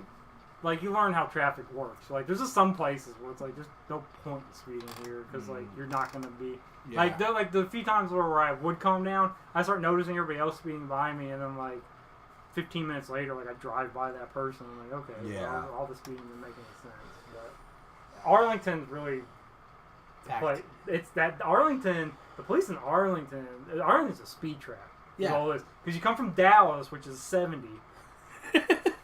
Going to Fort Worth, which is 70, and then Arlington's 60. Yeah, if you're up there on 30, yeah. It's and like that's where I got a lot of tickets in Arlington. Just because on an open ass road, doing 85 miles an hour. It didn't even feel like 85 because I'm on a 4-lane road by myself, and the cop grabs me. Oh, piece of shit. You're talking about like underneath the bridge area and stuff? Yeah, especially on 30 when you come down that hill and they yeah. sit there right there on that bridge. I'm like, of course everybody's speeding. There he is. Yeah. I was waiting for him. Fucking assholes. I just hate the open road tickets. Like I could see if I was in like with a bunch of people. Like if you were zooming, yeah, it'd be yeah, like, I hey can man, I'm stopping that guy. Yeah. You're You ever promoting get a the public pass? safety if you're doing it that way. Yeah. But like on an open road, it's like what? Like why are you pulling me over? Like There's nobody around for yeah, miles. unless a cow falls out of the sky, you know, like 100 feet short of the 700 required for me to stop. Like I'm fine. Yeah. But the law's the law, I guess. I don't know. You should turn that into a little... The law's the law, goddammit. Oh, I've tried doing. See, the problem with traffic material is like everybody bitches about traffic. Like it's. But it happened to you. But it's it actually happened to you. It'd be like, I was driving and fucking there's nobody there. I tried it, and like everybody. I tried it, and everybody's like, "Yeah, we get it. We've all had like because it's a thought everybody's all had." It's a problem. Like that's the problem with like complaining about traffic and the grocery store. It's like people like, "Yeah, why don't you tell an airline joke while you're at it?" Like Hey, some airline jokes work though, man. But it's a try. But you could always just be like, "Fuck you guys, I'm trying to vent here." Yeah, just say it like that. Like I just want to vent. And if you guys don't like it, then fuck off. You ever get a pass when you get pulled over? The old. the old. Look what I am. The two, I've gotten 2 passes in my life. One was I was coming back from. And it was in my town, and the cop pulled me over. He was like, "Where's it coming from?" And I was honestly, I'm coming from a comedy club, and I was like, "Oh, shit, he's gonna think I was drinking." The comedy club, but he didn't. And he's like, "Oh, you're a comic?" He's talking to me. Well, think of a joke, and while I run you through, if you can tell it to me and make me laugh, I'll let you go. No, that's not really. Yeah, that's a story. I just told him it was a stupid street joke. So like I told him, and he's like, "Oh, okay." Go home. Yeah. You're terrible. Yeah. I would have been like, I got pulled over by this cop. tired. I was tired, and I was stressed, and I was scared. I was like, so I told him some stupid joke, and then I think the statute of limitations is passed. He checked his clock to check for the statute of limitations time limit. That is awesome. The scariest pass I ever got was me, my wife, and a friend, and we were at a friend's birthday party. We were all supposed to. It was his 30th birthday party, so we're all supposed to get wasted, and then he had a hotel room that we're all going to crash in. So like I didn't even care. Like I just drank. I was like, we'll just drink. We're having a good time because I knew I was going to be walking in a hotel room. The person we brought had drank too much, and like they were beginning to like fall asleep in the bars, and everybody's like, "You gotta go." And everybody else, the party's still going. I'm like, "Well, I guess I'm driving home now." Yeah. A little blitzed, so like I made it all the way like 45 minutes back home into like our city limits. And I was like, "Okay, we're fine." And like I felt like I was pretty sober. I was also tired. That's the dangerous part about drinking is when it's late and like you're tired and like it's. Anyways, but like I was coming out of a 45 into a 55, and like I was already up to 55. I was being careful, but like it was before the line, and there was a cop sitting right at the speed limit sign. That is bullshit. Grabbed me. God damn. I was like, oh shit, and like I looked at my wife. I'm like, okay, this is like you to call this people, or like you're gonna have to get me out of jail. You might have to call work. See, so I was like, you're already going down the list. Yeah, well, I was like, oh yeah, I'm prepared. I'm fatalistic. I think about this stuff. I was like, I'm gonna lose my job. All this other stuff. I was worried, and it was funny because the cop, he pulled us over. So he was trying to. It was 1:00 in the morning. Yeah. And he pulled us over, and my registration was out on the car too. Oh shit! So you're definitely going. He's like, your registration's out, and you're speeding. And it's 1:00 in the morning, but he never did a roadside maneuver or anything. He was like, "Well, just go home." I'm like, "Why did you?" He gave me a speeding ticket. Yeah. But he didn't give me anything else, and he just let me go. And I'm like, that was either the worst cop in the world, or he's just being nice. I don't know. He's probably just being nice. Look, he's got these 2 drunk people in the car. Which surprisingly, he didn't say something about having 2 drunk people in the car with you. Well, I think he probably assumed I was their DD or whatever. Yeah, maybe. I don't know. I may have passed that roadside. I don't know. But that was the biggest pass I ever got. Should have been like, sorry, officer, I'm just trying to get home and have this freeway. Cop be like, hell yeah, son. No wonder you're speeding. Get the fuck out of here. I'd be speeding too. Excuse me, sir? I'm following you home. Oh, man. The worst ticket I got wasn't godly. That was... Because I got lost on these back roads. I finally found a road I recognized. I was like, oh, I know where this road goes, so I can at least get back to something I know. But I didn't know the speed limit. I just pulled out on it, and I looked up, and all of a sudden there's this line of cars behind me. I'm like, oh, I'm that asshole, holding everybody up. So I went until everybody backed off me a little bit. Okay, so I'm not holding up life. And the cop grabbed me, and he was like, sir, you realize you were speeding? And I'm like, no, I didn't see. There's no fucking speed limit sign between where I got on here. I just knew I was in everybody's way. He was like, well, just because everybody else is going fast doesn't mean you have to. I'm like, whatever, man. Well, kind of, when you're the head. You're the head I was like, I'm just staying out of the way. I'm being safe. If you ask, I don't know. Have you ever, have you ever had anything really confrontational happen at your open mics? Like you offended somebody or something like that? No. I go out of my way to not, I don't know. Because I've been that person before in life. I don't like being that person. What, being offended? Being offensive and getting confrontations. I don't like being that person anymore. I don't like saying anything on stage that as soon as because every now and again, I'll say something and I know it doesn't offend anybody, but I'll think, did I just offend people? And I don't know. So I try to that's my material selection, is making sure I'm not offending. You can still be edgy and not offensive, in a way, but true, in a way. Yeah, I just don't and plus because we do a lot of open mics and stuff, and you're seeing the same people. It's I don't want to say something that's gonna offend somebody that you're gonna see all the time. Yeah, just where you're ostracized a little bit, or even have the feeling that you're ostracized. Oh fuck, they ever hate me because I said that stupid thing or whatever like that. So I don't know. I've never had a confrontation. I've had a few. Yeah, a few, maybe 2. And some of it was just my fear of crowd work for the longest time. I didn't want to do crowd work, so I didn't want to even instigate any kind of crowd work coming back. It's I don't know how I'd react to it. Are you too nice of a comic, man? Are you too nice of a comic? Is that what's going on here? It could be. That could be my problem, I guess. Maybe. I don't know. Do you think you have a problem? You just said that could be my problem. Do you think you have a problem? Everybody's got a problem. Everybody's got a problem. No, I don't think I'm too nice. I think sometimes I overthink things a little too much, and that could be. I mean, some of it's just a matter of just living in the 21st century, where people are justifiably offended by almost everything. You rubbed your forehead 14 times right now. I'm sweating. Okay.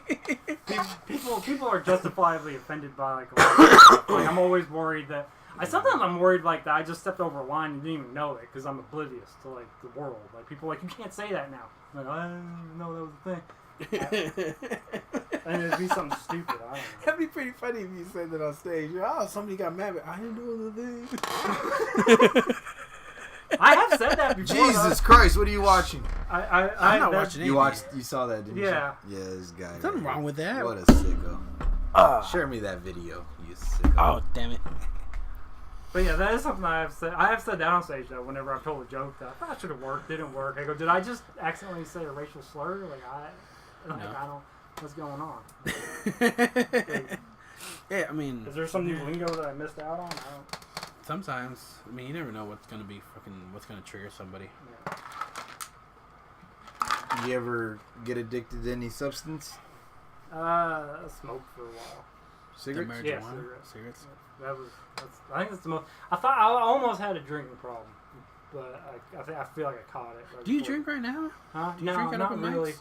Not really. I don't think I've ever seen you. It's with a not. beer. Yeah, I definitely don't drink. Just like it's. I don't. Alcohol. Like as soon as I have like a drink, like my night's over.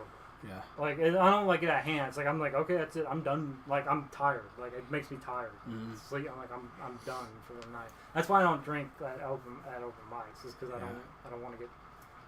Like You might I don't have- want to be drowsy on stage. You might. I've have tried. that, I've tried it. Like I've had a beer or two before. Like when I first started, it just didn't go well. I was just tired on stage. I was tired for the drive home. I was just tired and I feel good. So you gotta feel good.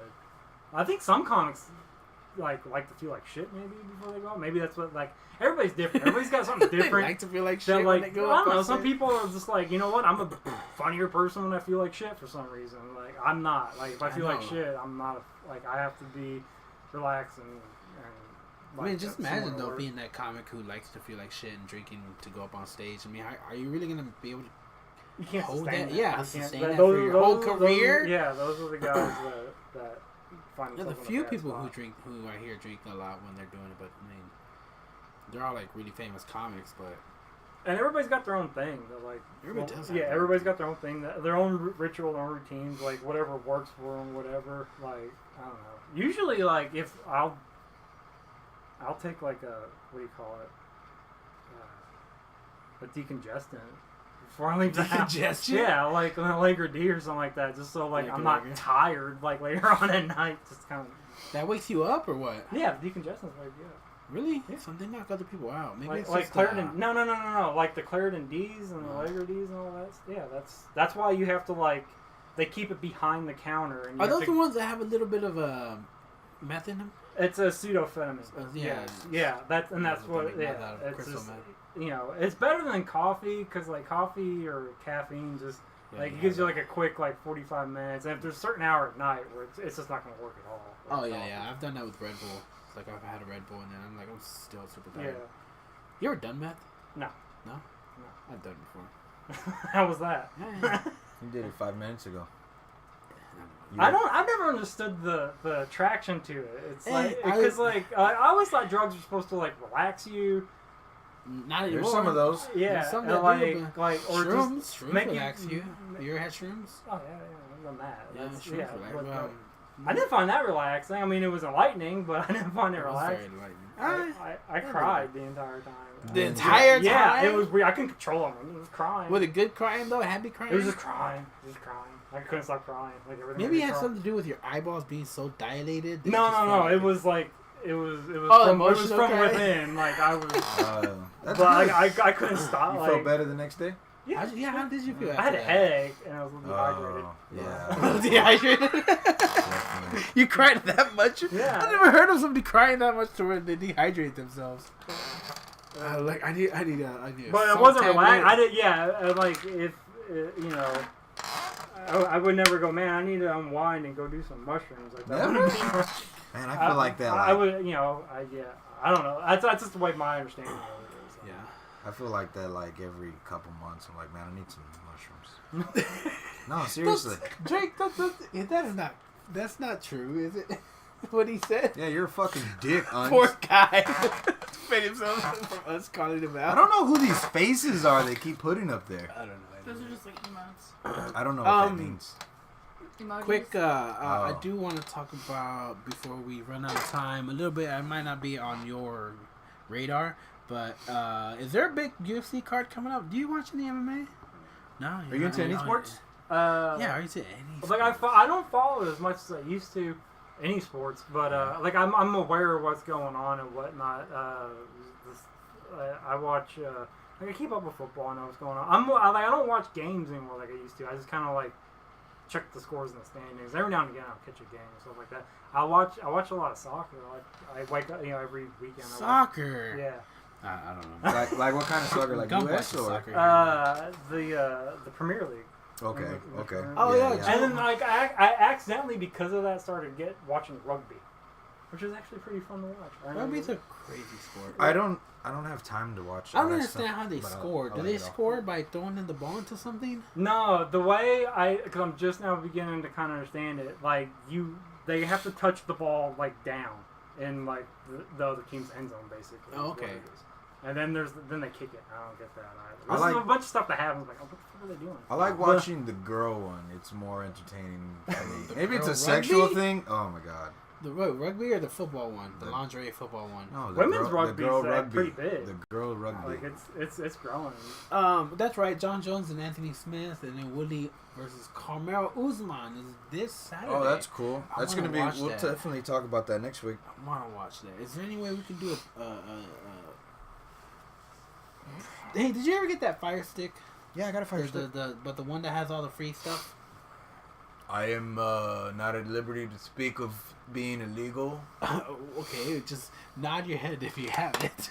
Okay, let me get off of camera. Okay, that didn't work. There we go. Is there any way we could do like an MMA podcast? I'm sure we can do something. Because I can get it on the TV, but I can do the recording through the camcorder mic at the desk, and we can sit there. You're talking too technical right now. God damn it!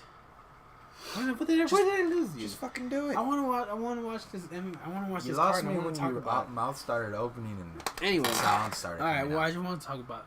But y'all talk about it.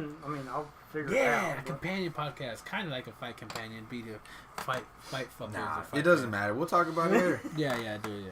I mean, you're gonna head out, and I don't know. So, what? I'm not staying here. That's what I'm saying. You're gonna head out. He's my ride. Oh shit! God damn. What were you like at a younger age without the kids? Without I don't know. Like, what do you mean? How much younger? As a single guy, I wasn't what single were you doing? for that long because, like, my wife and Oh, I. you got married at 20. Yeah, my wife and I met out of high school, and then Okay, so what were you doing in those years? I was going to high school. Ah. I was fucking around in high school. I don't know. When was the last time you've been to a titty bar? Titty bar. Yeah, just out of curiosity. 2007 or 8, I think. My wife and I split up for That's like not a too year. bad. Yeah, so I was like, well, I guess I can do this now. I walked in, and I left. I was like, that was pointless. Yeah, You gotta go I with hate all that. friends and hang out and have No, a it's all lame. I did go with friends. Like, we had a Oh, good yeah. time, like, the entire night, but, like, I'm like, we would have had a good time if we went anywhere. Like, Yeah. the strip club didn't really, I don't know. Well, I get in my head a lot too much. Like, I can't, like, just enjoy a moment and be like, oh, this is so fun. I start thinking, I'm like, this poor girl, she's got, like, what's wrong with her? Then I start judging myself, like, what's wrong with me? Taking advantage of her Yeah, like, not having a good relationship with her father. Look at me give her dollars. it's like, I'm just gonna go home and hug my daughter. How was life before kids? It was good. It was good. I mean, What'd Did you get grow up into? here in- What'd you do? Dallas or I Texas? grew up in the Dallas Fort Worth area. Like, we moved, like, my family moved away and come back a few times. So, like, I've experienced the world a little bit, like, outside of it. But and then once I graduated high school, because I was a soccer player. Like, that's what I was supposed to do. That's what I was supposed to do, was be a soccer. Like, I went to college, played in college or whatnot. How come you stopped? Scholarship and all? Kids. You had kids? Yeah. Kids ruined it, man. See, they No, ruined your scholarship. career. Soccer. I picked the wrong sport. Soccer wasn't a scholarship. Oh, back sport. then? Yeah, it still isn't today. Still good? Men's soccer. Are you Oh, still man, good at yeah. soccer? Huh? Are you still good at soccer? I haven't played in a while. I broke my leg in 2007. Like, after that, like, You were in the strip club with a broken leg? yeah, actually I was. Yeah. That's crazy. I Like, was I on called I was it. on crutches. we That's got an you. episode of It's Always No Sunny in wonder you Philadelphia. enjoyed it. You're all popped up on pain pills. Nah, Teddy! Let me the- stick my crutch in there. By the time I was able to leave my house, I wasn't taking. Oh man, is that why you and your wife were having hard times because of your injury? No, it's because we had kids at an early age, and, Better hope. and like, it was stressful, and But say, you like, better hope you never we get were cancer. both, yeah, we both didn't get like that young part of life where you're supposed to you know, be a little wild and stuff, and like so like it was just you have to have that, Yeah. or it's like it's gonna happen at some point. Yeah. We were. I was a bad husband the first part. It wasn't like absent or anything like that. It was I was just a bad person to be in a relationship with. Oh no, I'm Yeah, pretty sure a lot of us can be pretty bad. Because I was learning how to be in a relationship. That's what it was. We Yeah. were learning how to be in a relationship. You mean I'm not supposed to put my penis in the male lady's hand? Yeah. No, it was more like we both didn't allow each other to have lives outside of each other. Yeah, that shit sucks, yeah, man. Fuck and that. then the kids make that worse because because anytime you leave, like when you're young and you have kids, like anytime like one person leaves the house, the person who's there at the house feels like shit because they're stuck there at the house. The person who's gone, you can't really enjoy yourself while you're out because you feel like shit because you've left the other person at the house. Yeah, that's if you have who you conscience. love and you want to bring. Well, yeah, I have half of one, so. And and so you can't enjoy yourself. You can't relax. Like you got everybody needs time to just be able to relax, so you can be a decent human. And if you don't have that, kind of how I feel sometimes when I go to open mics and I bring my girl with me, and like I can't always be comfortable doing my own thing because I'm always worried about. Yeah, that's normal. But I've told her already, like, look, I'm gonna go do my own thing, and I'll be walking around a lot. And just don't expect that I'm gonna be next to you the whole time, and you can do what you want to do, and that's how it is. That's how it's gonna be. And if you don't like it, don't come back with me again. So maybe I'm a bit of an asshole. Well, maybe, I don't know. I'm not that hard because my wife's come a few times, but she knows. She knows there's because have I ever seen you with your wife? I don't think so. I think so. She's been out Yeah. a few times. I don't know if you've seen her out. Okay. But yeah, it's weird anytime I have somebody, anytime if she's with me, just because I don't know, I feel weird going through my because I get quiet and I gotta walk around and we all have our thing and before you get on stage, everybody's got their fuse they gotta light at some point, where it's okay, and you feel weird doing that in front of somebody who knows you from somewhere else. Yeah. Okay, I don't know, kind of get self-conscious, which is the worst thing you could have before you go on stage. You're feeling self-conscious. So it's, What does she think of you? What? What does she think of you doing comedy? She likes it. That's cool. Does she think you're funny? When you're up there doing your thing? I don't know. I've asked her. I usually when I get off stage, I just ask her, do I look like a comic up there? She's like, yeah. I'm like, okay. I don't ask her very much. No more. No details. She's heard a lot of it. I run material by her before, so she's heard a lot of it and stuff. Are you the funny one in the family, or are your kids funnier? I think we all kind of take turns. Oh, okay, It's that's funny. cool. We have a funny family. Everybody's anybody in that house is capable of cracking everyone up. And, Okay. So. Well, cool. TJ, thank you for coming on the podcast. I hope you enjoyed it, man. Yeah, it was fun. Gump, stop Gump? being a dick. Hey, Yeah, I can't. That's what I do. I'm that character. Thank you, everybody, for another episode of the UNG Odyssey podcast. I don't have the next person scheduled for next week's episode, but that's okay because I'll have somebody before the week's over. And keep up with the podcast on Instagram and UNG Odyssey. YouTube, watch the YouTube links and subscribe to us. That really helps our shit on YouTube at UG Odyssey for the YouTube. Plug.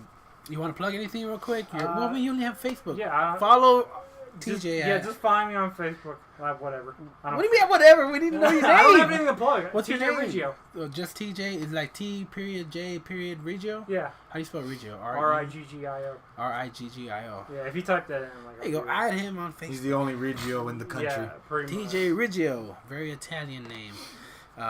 What else? I think that's just about everything. I don't think I have anything else I need to say. I'm like I don't have any shows coming I'm like up that yet. little Jabba Hutt guy that just goes. Yeah, that's me. What do you mean? Then Scrumptious Crumb or whatever his name. At that point, I'm gonna end the stream right there. Well, because you're all like, you're a dick. Like, yeah, that's no, what I you're am. not a dick. You're a nice guy. Fuck out of here.